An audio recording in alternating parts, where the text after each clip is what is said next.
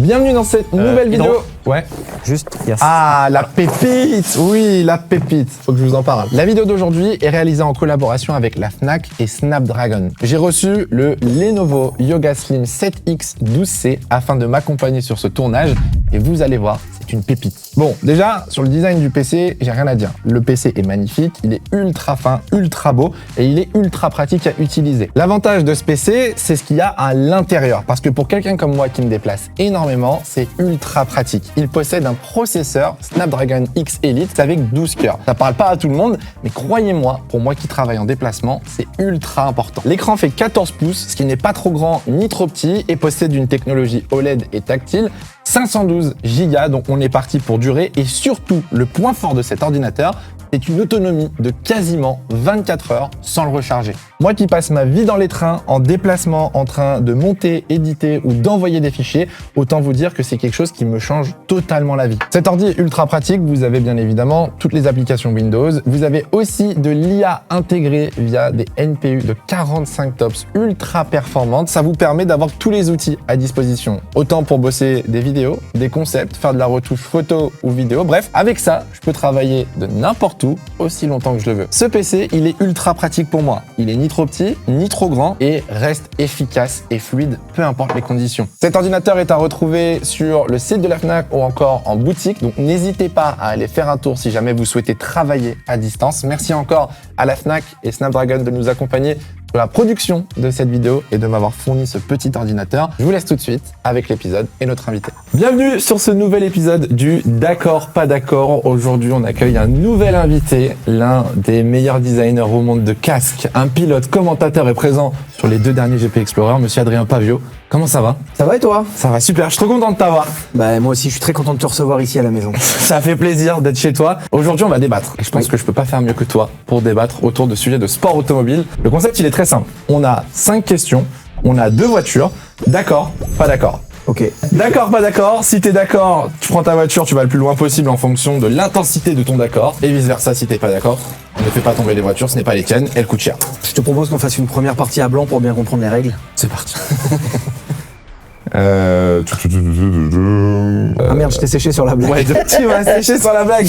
Oh putain, et vous gardez ça au montage, hein. Vous enlevez pas ça. Vous lui gardez sa galère au montage. L'introduction est faite, il est temps de passer Le carnage de la vidéo. Le concept est présenté, l'invité est présenté, il est temps de passer au premier sujet.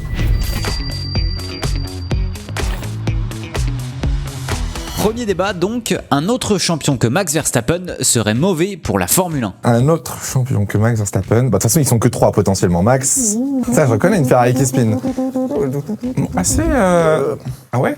Ouais. Pas d'accord. Pour toi, si on a donc Norris, bon Russell sera pas champion, c'est Norris ou Piastri, c'est pas un problème pour la Formule 1. Si on a Norris ou Piastri, on aura un nouveau champion du monde. Donc je pense que c'est bon pour la F1. Je pense qu'auprès du grand public, ceux qui ont moins suivi les Drive to Survive fans vont dire ah cool, enfin c'est pas Verstappen champion du monde. Okay. Donc je pense qu'il y aura quand même cet effet-là. On sait aussi que Norris, il y a beaucoup de fans et Norris est très fédérateur des jeunes. Je pense qu'il y a énormément de gens qui seront contents que si Norris est champion du monde. Je l'aime beaucoup, mais je pense qu'à la limite le seul qui serait peut-être un peu mauvais pour la F1 et encore je trouve que le mot mauvais et dur c'est Piastri. Manque de charisme. Mais ouais, manque de caractère. il est top Oscar, moi je l'adore, mais c'est un robot quoi. Si je reprends la question telle qu'elle a été posée, on peut pas dire que si Norris est champion du monde, ce soit mauvais pour la F1. Moi, ce qui me dérange, c'est que Norris, il a commis trop d'erreurs. Tu sors de Verstappen, t'as eu Hamilton, t'as eu Vettel. Mais frérot, j'ai pas dit que je voulais que Norris soit champion. Non, mais moi non plus. Et j'ai rien contre Norris, qu'on soit bien d'accord. C'est juste que pour moi, ça fait tâche. Surtout que Norris fait pas une saison exceptionnelle. À un moment aussi, il faut reconnaître que McLaren, on se rappelle où ils étaient il y a 6 ans. Non, mais il y a 2 ans, ils étaient derniers. Voilà, donc là, l'histoire elle est belle. Tu peux pas me dire que si cette voiture elle gagne pas le championnat, c'est pas une belle histoire. Moi, j'adorerais qu'il gagne. Ah voilà, dis bien. Non mais bien sûr, moi j'adorerais que Verstappen il soit champion du monde. Moi, j'ai des gens dans ma famille, tu vois, genre ma mère. Voilà. Ma mère, on l'embrasse. On l'embrasse. Ma mère, tu vois, elle suit la F1 mais de très loin, c'est-à-dire qu'elle va savoir que Verstappen est champion du monde, mais elle regarde pas les courses. Et cette année, comme tous les ans, en fin d'année, elle va dire alors la Formule 1, c'est qui est champion du monde cette année? Si je lui dis c'est Verstappen, elle va dire encore c'est chiant. Si tu lui dis c'est Norris, elle va pas faire. C'est qui? Si, mais au moins ça va l'intéresser. Moi, ce qui me dérange dans cette histoire, c'est que McLaren a eu la meilleure voiture. En Formule 1, pour être champion, il faut la meilleure voiture. Piastri jusqu'à Bakou, ok. Mais ce qui me dérange, c'est que la saison, elle est pas digne d'un champion du monde. Mais alors, en fait, tu réponds comme si on m'avait demandé est-ce que j'ai envie Non, bien d'un autre sûr. champion du monde. Non, je sais que c'est Tu pas veux ça la tu question. veux que je te dise la vérité? Oui, je suis d'accord avec toi. Je trouve que les pilotes McLaren, ils seraient pas ultra méritants. Et du coup, je trouve C'est que la ça fait vérité. tâche. C'est la vérité. Ils font trop d'erreurs. Ils seraient pas ultra méritants. Mais c'est pas ça la question. La question, c'est s'il y a un autre champion du monde, est-ce que ça serait mauvais pour la F1? Non, ça serait très bon pour la F1 si Norris est champion du monde. J'ai regardé le Grand Prix du Mexique. La tête de Norris sur la grille me dit bon, l'autre il s'envole. Hein. Et au départ, jamais il est là. Mais- Le gars, le Grand Prix qu'il a fait, Norris a eu un charisme de champion du monde au Mexique. Pour toi, le fait qu'on ait Piastri et Norris champion ou Piastri ou Norris champion, ça vend plus et ça rapporte plus à la F1 qu'une remontada de 105 points de Verstappen qui gagne un 5e titre de champion du monde et qui prend 5 titres consécutifs. Auprès du grand public, ouais. Au grand public, un nouveau champion du monde apportera un vent de fraîcheur et peut-être un nouvel intérêt. Et en plus de ça, je le redis, moi je croise énormément de fans de Lando Norris. C'est vrai que techniquement, avoir Norris champion du monde, ça boosterait sa popularité, ça ferait parler et ça remplirait de bonheur énormément de fans. Et Norris Il ferait du serait bien au un sport. très bon champion du monde. En fait, Norris, pour moi, il y a deux opposés. C'est que Norris, il a le côté starlet et très En fait, la facette, question- etc. la Piastri, il a le côté sportif. honnêtement, tu veux que je te dise, ma réponse aurait été différente si tu m'avais dit si Piastri est champion du monde, ce sera mauvais pour la F1. Là, je t'aurais mis d'accord. Parce Ok. que Piastri, il a un talent et il mérite d'être champion du monde. Ouais, mais regarde Raikkonen, champion du monde, Sportivement, c'est pas mauvais pour la Formule 1. génial, mais l'autre, Mais c'était pareil, Ils s'en battaient les il fait pas couilles, il d'interview. envoyait chier tout le temps, c'était trop. Mais Oscar, il envoie pas chier, Oscar. Ouais, mais Super. bon. Mais non, Raikkonen avait une grosse fanbase, comme Norris, ce qui n'est pas le cas d'Oscar. Moi, en fait, c'est pour ça que je pense que je suis d'accord que le fait que ce soit pas Verstappen, c'est mauvais pour la F1, c'est que moi, je vois trop le sportif.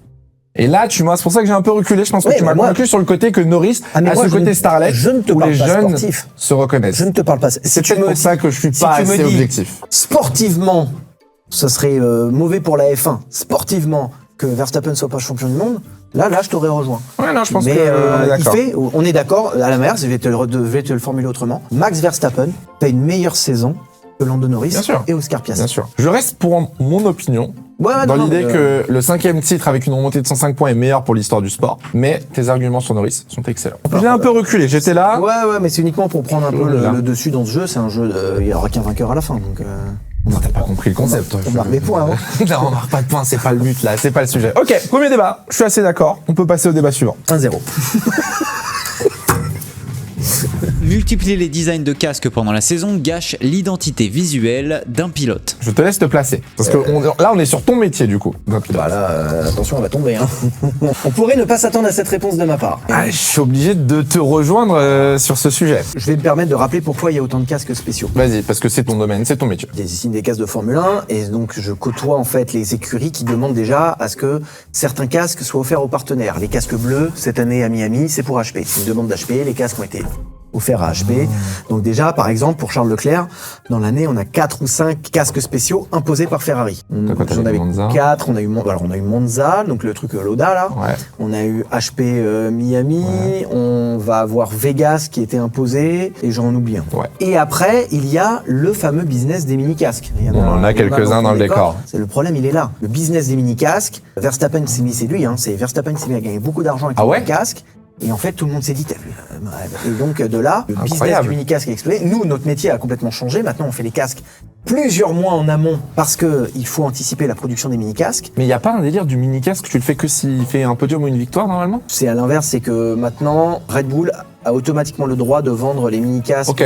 ou les produits Ah oui, dérivés donc d'un c'est pilote. vraiment un qui va faire marché podium. maintenant. Maintenant, il y a casques spéciaux et casques spéciaux pour revenir à la question. Et pour moi, aujourd'hui, on est en train de. Le problème, c'est qu'on perd complètement l'identité des pilotes. Je suis d'accord. Alors, moi, vous allez me dire, mais lui, il est dingue. Son boulot, c'est dessiner des casques et il se plaint qu'il y a trop de casques spéciaux. Mais on peut faire des casques spéciaux sans perdre complètement l'identité du pilote. Ces Avec, dernières années, je trouve que ça va, parce que les casques restent globalement dans la thématique moi, d'un moi, je- pilote. moi, Il y a tu eu une vois- époque, souviens-toi de Vettel, 2010-2013. Ouais. Vettel, c'était une couleur, Voilà. un design par week-end. Mais là, et Pierre, c'était un Pierre, enfer. Pierre, on se perd aussi, hein. Les casques de Pierre, là, moi, je trouve, je bosse dessus. C'est toi qui l'as fait. Moi, je trouve qu'on se perd. Avec Charles, je peine à garder le thème du drapeau monégasque. On peine à le garder, clairement. Il y a des thèmes, on n'a pas de choix, on est obligé de Ok. le dilette, alors que... Le pilote n'a pour même pas son reprendre- mot à dire, Dans hein. certains cas, non. En l'occurrence, Ouais. Miami, on nous demande un casque bleu. L'identité du casque de Charles Leclerc, c'est le drapeau monégasque, le haut rouge, le bas blanc. On nous demande un casque bleu.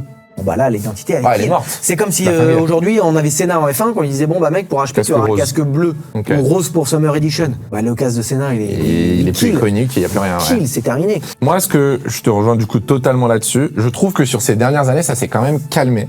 Dans le sens où tu gardes une base assez reconnaissable pour la plupart des pilotes. Alors ça, je vais te dire pourquoi. C'est aussi parce que aujourd'hui, il y a tellement de contraintes de production qu'il y a un moment, il faut gagner du temps. Et garder les mêmes bases, les mêmes formes, Ouais, c'est mais gagner du du coup, temps de production. tu gagnes du temps, mais pour les fans aussi, voilà. ça permet de garder un repère. Même si on voit plus trop le casque avec le halo, ça te permet de, quand il sort de la voiture, tu sais, ok, Mais il y en a casque blanc, trop. c'est lui. Mais il y en a trop. Mais c'est vrai qu'il y a quand même beaucoup. Il y en a un cette année qui a plutôt bien géré, et c'est totalement impartial à ce que je vais dire, c'est Isaac Hadjar. À tout hasard, parce que tu ne connais pas le mec qui fait les casques d'Isaac Hadjar. Pas du tout. Okay. Et Isaac, cette année, il a eu 4 casques spéciaux. Il y a eu le rose imposé t'as eu le Senna à Monaco, 4. le Prost. Ouais, Et sont basiques, quoi. Et voilà, il y en aura un imposé, encore une fois, par le team, je le dis, à Abu Dhabi. Donc, Ok. sur les 4 spéciaux de Isaac, il y en aura eu 2 imposés par l'écurie. Ah ouais. Voilà. Le reste, voilà, il a gardé son identité, la galaxie. Et encore, si vous regardez bien sur les casques spéciaux d'Isaac, il garde les formules mathématiques. Mais les pilotes- sur le Senna, on a gardé la galaxie. Est-ce que du coup, les pilotes, quand ils viennent te voir, par exemple toi, est-ce qu'ils sont en mode, je veux faire dans une saison, genre, beaucoup de casques spéciaux? C'est un kiff pour les pilotes de refaire des casques spéciaux? ou Ouais, pas quand même. Oui, clairement,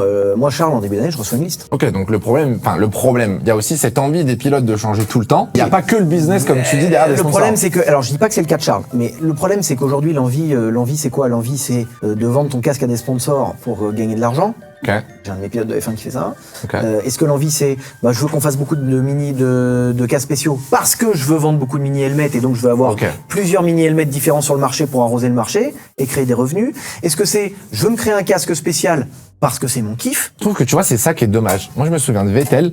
À l'époque, je pense pas qu'il y avait encore ce business de mini Non, helmet à non. l'époque. Et Vettel, c'était vraiment des créations par pays ou par thème. Et à chaque fois qu'il arrivait avec un casque, Yuki, pareil. Yuki, les casques en fait, c'est ça. Japon, etc. C'est fou, tu vois. Ah, mais Yuki, t'arrives avec c'est une ça. vraie créa où dans le sens, t'es au Japon, il y a une DA, le mec respecte quelque chose et rend hommage à quelque chose. Mais Comme Yuki- avec Hadjar et Senna, Mais tu après, vois. déjà, il y a aussi le problème qu'aujourd'hui, les casques, il manque aussi. Moi, je suis le premier à le dire parce que tout le monde pense que c'est moi qui décide. Je me suis fait taper sur les réseaux sociaux par des mecs qui me disent ouais, mec, tu fais tout le temps la même chose. Mais gars, c'est pas moi qui décide. Hein, parce que Il y a un cahier des charges. le camouflage bleu du casque de pierre, mais à la base, c'est. Alors moi, je fais en sorte qu'il soit esthétiquement joli Ok. et qu'il soit aussi faisable sur un mini casque. Mais à la base, c'est lui qui me demande ça, c'est son idée. C'est pas moi Ok. qui fais rien en disant ah, frérot, tu sais quoi, je Bien, fais c'est un camouflage bleu. Ah, j'aime pas du tout. Ah, mais c'est moi qui décide. Est-ce que t'aimerais, par exemple, que sur une saison, je crois qu'à l'époque, il y avait ça, qu'on ait genre 3 designs autorisés? J'aurais voulu que, à la limite, tu vois, le casque de Charles, il est blanc en bas, rouge en haut.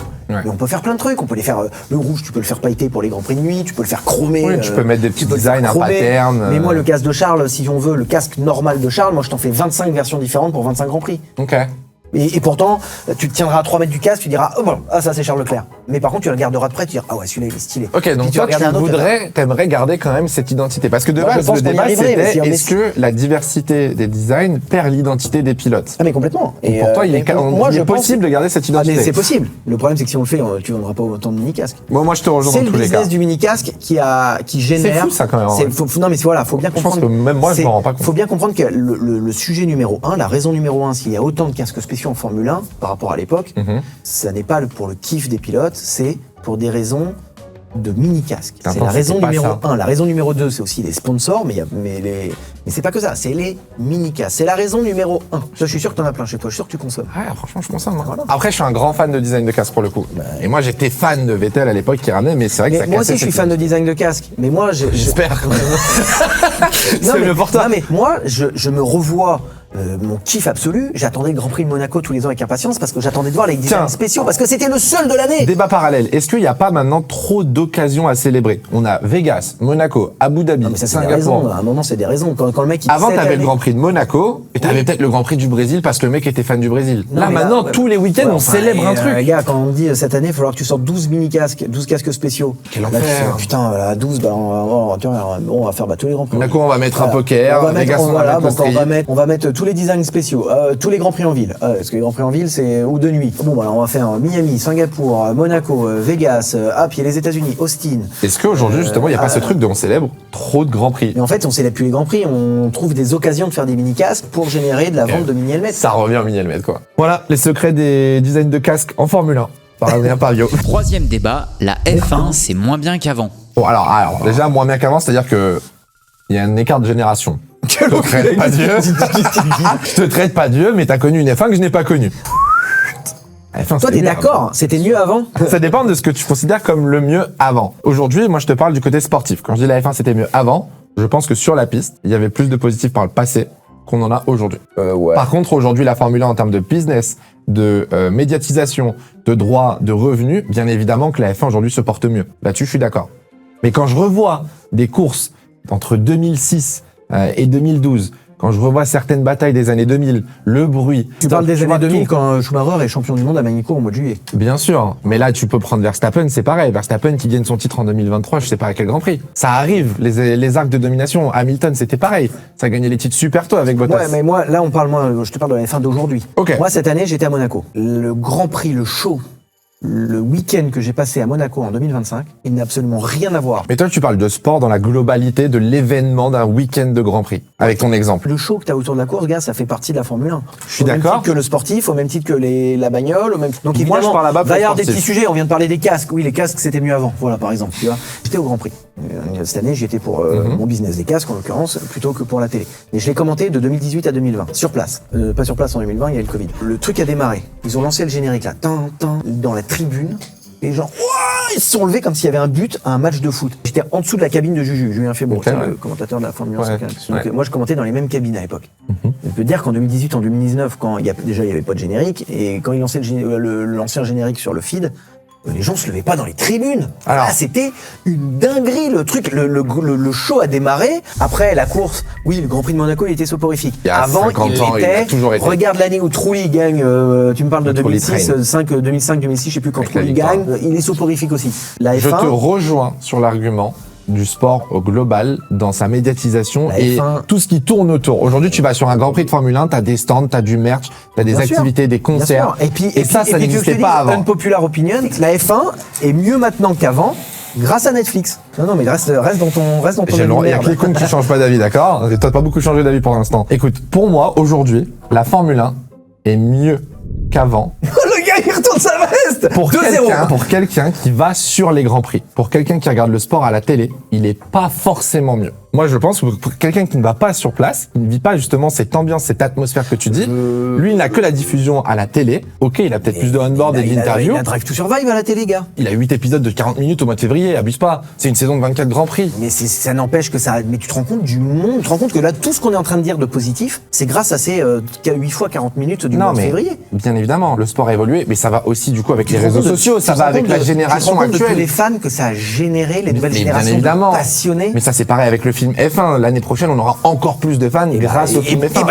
Mais c'est super, très bien. super exemple. Je vais te dire, tu le sais, je suis un grand fan de NASCAR. J'ai toujours dit, la NASCAR, c'est un spectacle avec une notion de sport. La Formule 1, c'est un sport avec une notion de spectacle. C'était tout. Ouais, t'aimes pas que je te dise ça. Là, t'as mal à ton petit oignon, là. J'ai toujours dit, la NASCAR, il y a trop de spectacles, pas assez de sport.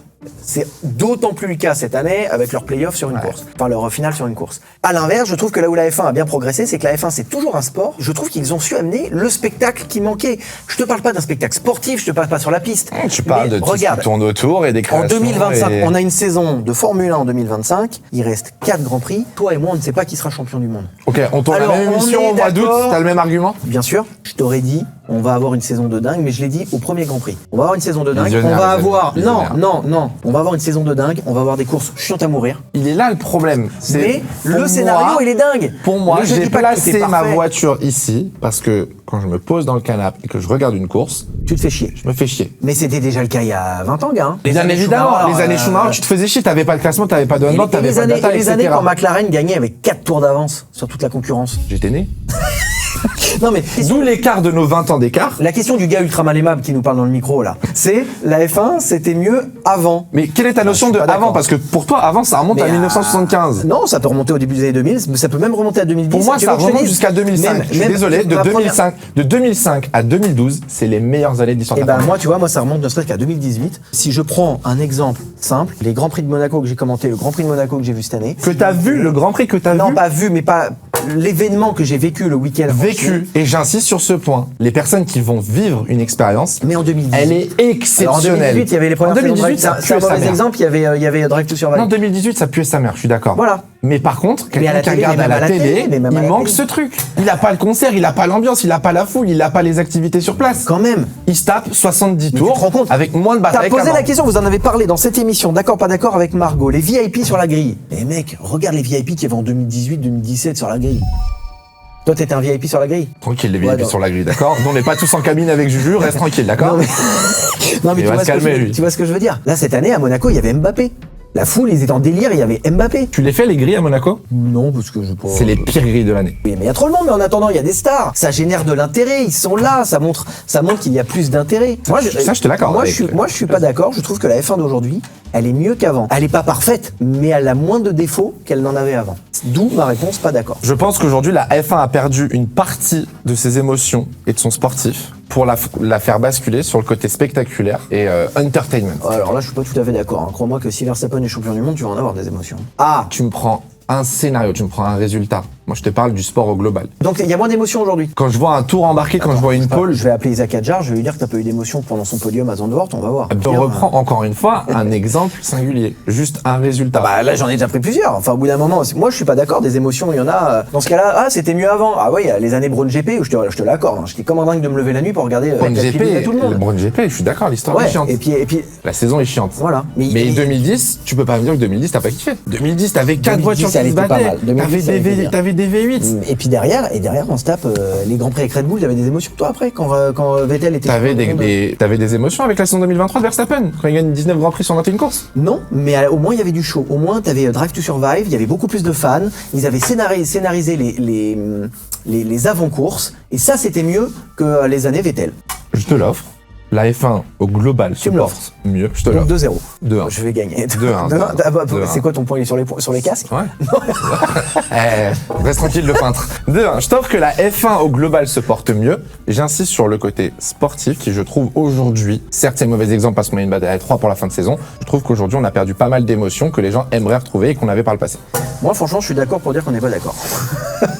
Il est bon. Dites-nous ce que vous en pensez dans les commentaires, vu qu'on est pour l'instant pas d'accord, on veut votre avis. Et dites-nous, mais je pense que tu vas avoir, les gens vont être de ton côté, et ce que j'entends, je suis d'accord avec tes arguments. De toute façon, j'ai une commu beaucoup plus importante que la tienne. Bien évidemment. Débat suivant. Débat suivant, le départ de Porsche marque le début de la fin de l'âge d'or du WEC. Alors, C'est honnête, tombé. la casse pas, elle coûte cher. Je préfère être honnête, je suis 100 fois moins qualifié que toi sur le WEC. Donc je vais donner mon avis, et je pense que tu pourras contre-argumenter. Je ne pense pas que le départ de Porsche soit la fin, parce qu'il y a encore énormément de constructeurs qui arrivent, et ça monte en puissance, le WEC, ces dernières années, depuis l'arrivée des hypercars et le renouveau. Je ne pense pas que le départ de Porsche et ce qui se passe en ce moment dans le championnat du WEC soit inquiétant, même s'il y a bien évidemment des défauts, la BOP. Oui voilà, alors il y aura des défauts, mais là l'endurance vit un âge d'or exceptionnel. Déjà par ce nouveau règlement hypercar, il y a les mêmes voitures en IMSA, donc le championnat américain d'endurance et le championnat du monde, ce qui fait que vous avez les mêmes constructeurs qui se battent aux 24 heures de Daytona et aux 24 heures du Mans, aux 12 heures de Sebring. Porsche arrête pour des raisons géopolitiques, ça n'a rien à voir avec le sport. Je suis pas du tout d'accord, l'âge d'or continue et c'est très important puisque la chaîne L'équipe a re-signé les droits jusqu'à 2029. Vas-y, fais-toi plaisir. Je suis pas du tout d'accord. Porsche arrête, mais Ford arrive, McLaren arrive, Aston vient d'arriver avec une caisse qui est démoniaque et qui aurait pu gagner à Fuji. Voilà, on a Alpine qui est quand même très perfo, Peugeot commence à être bien perfo aussi. Porsche arrête, mais même pas, en fait, on dirait Porsche arrête parce qu'ils aiment pas le règlement, ils sont pas d'accord. Je te dirais, ouais, ça peut leur mettre un coup dur, mais c'est même pas du tout pour ça, c'est pour des raisons géopolitiques. On a la chance de vivre et notre génération, au même titre que nos parents ont vécu un âge d'or de l'endurance des années 80, 90. C'est quoi le dernier âge d'or du WEC? Moi, je m'y connais peu. Avant 2010, je suis foutu. Années 80, il y avait vraiment beaucoup de constructeurs. Certains pourraient te dire, ça dépend avec quels yeux tu les as regardés. Ouais, non, mais les années Audi, Peugeot, Porsche, Toy, voilà, c'était pas mal. Mais là, on bat des records. Là, je pense qu'on vit un âge d'or presque sans précédent. Non, je suis d'accord. Non, je suis pas d'accord. Je suis d'accord de ne pas être d'accord. Pour moi, on est toujours en train de vivre l'âge d'or de l'endurance, réjouissons-nous. Et puis, on a une des plus belles courses automobiles au monde en France, qui sont les 24 heures du Mans. C'est un monument. Moi, je vais te dire un truc sincère. Quand on a vécu le Covid, qu'on était enfermés chez nous avec nos masques et tout, je me suis dit un événement comme ça va plus jamais exister. J'ai jamais autant savouré les 24 heures du Mans que post-Covid. Tu te rends compte la fête populaire que c'est? Moi, je me rends pas compte parce que énorme. je suis allé au Mans que depuis, donc sur les 3 dernières années, depuis les hypercars. C'était déjà comme ça avant, ça n'a pas changé. C'est juste que le confinement fait qu'on le savoure plus. Mais là, on vit une course exceptionnelle. J'ai la chance de la commenter depuis plus de 10 ans maintenant. Je pense que cet âge d'or, il va durer. Comme tous les âges d'or, il durera pas. Mais pour l'instant, Ferrari est content, ils veulent rester. Peugeot a dit qu'ils veulent rester. Alpine est en train de faire un gros step-up, donc ils vont rester. McLaren et Ford, ils n'arrivent pas pour rester 2 ans. Donc Cadillac, je pense, peut rester encore un peu. Ça se passe bien avec Toyota. Donc non, on a encore quelques belles années devant nous. Ouais, je pense qu'on a encore au moins jusqu'à 2029 sur la chaîne L'équipe, le championnat du monde d'endurance, les 24 heures. Avec Adrien Pavio au commentaire. Ça, j'y avais même pas pensé. Ah, c'est fou ça. ça. Quel hasard. Ah bah ouais. Mais Tu fais bien de le dire. bah ouais. Pour une fois, on est du même avis. 3-0. hein. Ça y est, c'est bon, c'est pas un jeu. Oh, on débat, on est là dans la bonne humeur. Dernier débat, Charles Leclerc ne sera jamais champion du monde avec la Scuderia Ferrari. Toi, les prises de décision, c'est rapide. Charles Leclerc ne sera jamais champion avec la Scuderia Ferrari. Là, c'est comme s'il avait insulté ma mère, le gars qui a dit ça. Un peu, ouais. Et du coup, Tu fais quoi? je vais pas trop loin. Ça suit Allez, pas, là. au cas où il gagne l'année prochaine, comme ça. Non, les gars, je rigolais. Je doute pas en Charles, je doute en Ferrari. En fait, pour être honnête, quand je vois que Alonso est passé, ça a pas marché. Ouais. Vettel est passé, ça a pas marché. Charles y est depuis je ne sais combien Alors. d'années et il a donné son maximum déjà. Il aurait pu faire mieux, c'est sûr, mais il se la donne quand même. Ouais. Je vois qu'Hamilton arrive et que ça marche pas non plus. Pour moi, tant qu'il y aura pas une restructuration fondamentale chez Ferrari, pour moi, très peu, voire aucun pilote ne sera Honnêtement, capable. j'entends ton argument, mais je vais te le déglinguer en 2 secondes. C'est Fred Vasseur. J'ai full confiance en Fred. Mais Ça se non, voit, d'où mon argument. c'est- Tant qu'il y aura pas une restructuration complète chez Aujourd'hui, Ferrari. si tu veux, déjà, faut bien comprendre que lorsque Raikkonen, Vettel, Alonso arrivent chez Ferrari, ils arrivent déjà avec des gros backgrounds, ils ont Bien sûr. voilà, ce qui n'est pas le cas de Charles. Donc ils arrivent, on va dire entre guillemets, ils n'arrivent pas pour rester. Et c'est aussi le cas de Lewis. Ils arrivent un peu pour un last project, tu vois. Charles, il a le temps. Vettel, Il a le Alonso, Hamilton, ils n'ont pas le temps. Il a le temps, Charles. Mais si c'est dans 4 ans, Mec, il aura eu un titre au bout de sa 11e saison. ah mais une fois qu'il les aura, il va les enchaîner. Je trouve que c'est une question de débat qui est un petit peu pour l'instant tôt, dans le sens où on n'a pas vu 2026. Ah ouais, mais du coup, en 2021, on était en mode on va attendre 2022. En 2022, on a attendu 24. En 24, faut attendre 26. Bah, si Pour l'année moi, il y a le prochaine- problème de un peut-être jour, non. Charles va Ce se que je barrer. veux- Non, mais ce que je veux te dire, c'est que si en 2026, la voiture est pas bonne, là, à la limite, j'aurais pu reconsidérer ma question. Mais pour l'instant, mais puis moi, Fred, je le côtoie Ah, mais- depuis des années, je l'ai vu, j'ai vu ce qu'il a fait avant la F1. Bien sûr. Je pense que à l'inverse, et c'est là où éventuellement je peux te faire ça, c'est que si Fred n'arrive pas à restructurer Ferrari, personne n'y arrivera. Je suis assez d'accord. Parce que Fred, plus ou moins, partout où il est passé, a réussi. Et Fred quand a je vois échoué. qu'il y avait des rumeurs que Fred allait se faire virer, Au mois de mai, Herman.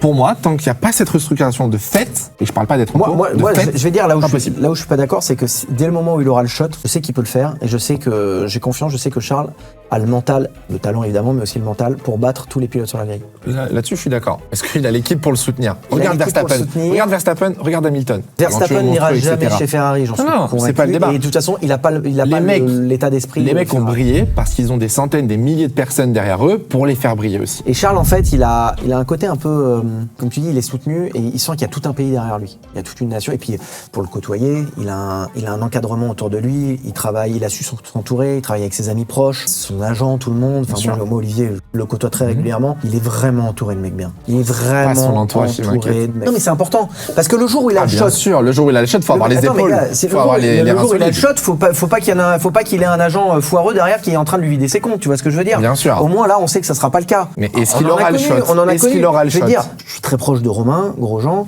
Romain, il a mis beaucoup de temps à savoir s'entourer. Aujourd'hui, il est extrêmement bien entouré. Il l'était à la fin de sa carrière en F1, mais ça n'a pas toujours été le cas. Il a mis du temps à trouver les bons physios, les bons agents. C'est pas facile. Je ne lui jette pas la pierre. Crois-moi, j'ai vécu des grands prix des années sur les grands prix avec lui. C'est pas facile. Moi, j'hallucine. Je fais une petite parenthèse. Dans le film F1, tu sais, le fameux méchant qui veut racheter l'écurie là. Ouais. Mais moi, ce gars-là, mais c'est un sosie.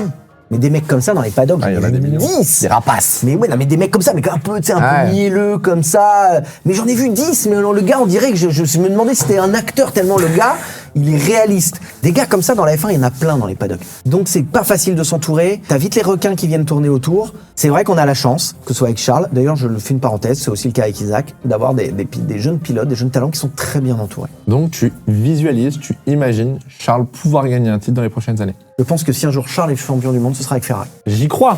Mais si je suis réaliste, aujourd'hui, il y a trop d'éléments, il y a trop de choses qui me font croire que Ferrari ne pourra pas pousser Charles à un titre. Tu penses qu'un jour Ferrari arrêtera la Formule 1? Non. Bon bah voilà, donc un jour ils seront re-champions du monde. Mais est-ce que Charles sera là encore quand ils seront re-champions du monde? Est-ce que Charles n'aura pas changé d'écurie entre-temps? Est-ce qu'il n'aura pas rejoint une équipe qui s'est développée Moi de je vois ouf Charles, d'ici moi, depuis- je vois Charles aujourd'hui dans un avenir proche, donc c'est avenir proche, j'entends 5-6 prochaines années. Je vois Charles dans les 5-6 prochaines années rester chez Ferrari. Alors, il a un contrat jusqu'en 28, si je dis pas de bêtises, donc il a encore 2 ans, donc ça veut dire que tu le vas re-signer sur un +3, +4, facile. Ouais, il va remettre un +2 avec un +3. Moi, j'ai une théorie. J'ai une théorie qui va un peu avec ce débat. Je pense que Charles ne quittera pas Ferrari tant qu'il n'aura pas un titre. Oui, bah ça revient au même. Et du coup, est-ce que Charles gagnera un titre? J'ai envie d'y croire, mais après, voilà, on va aussi être honnête, je suis pas très objectif.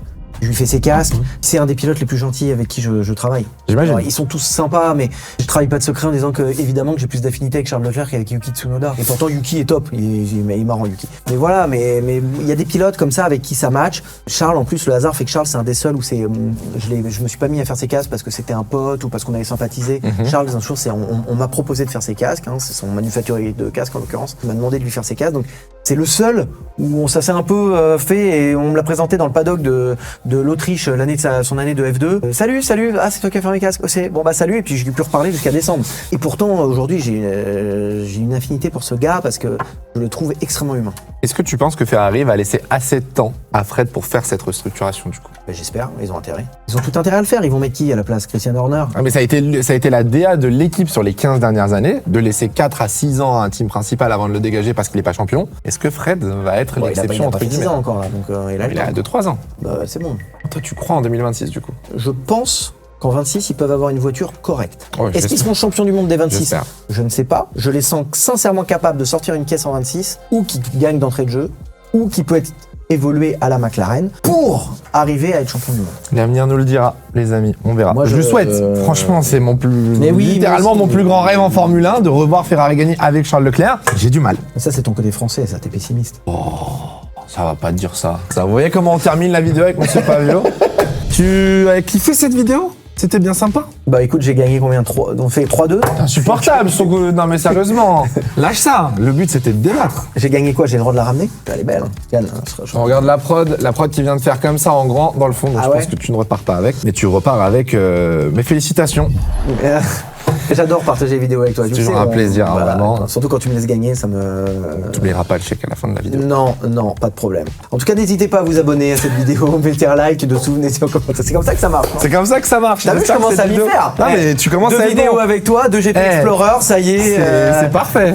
Laissez en commentaire ce que vous pensez. Exactement, laisse faire le professionnel, regarde. J'espère que cette vidéo vous aura plu. Merci d'être resté jusqu'au bout. N'hésitez pas à nous donner vos avis dans les commentaires. Toi, tu fais pas le truc avec le doigt comme ça, non, tu te cut à chaque fois. Oui, non, mais les gens savent aussi où sont les commentaires, c'est au-dessus de la vidéo. Pour les gens de mon âge. Merci beaucoup d'être venu. Ça m'a fait très plaisir. Merci mon pote.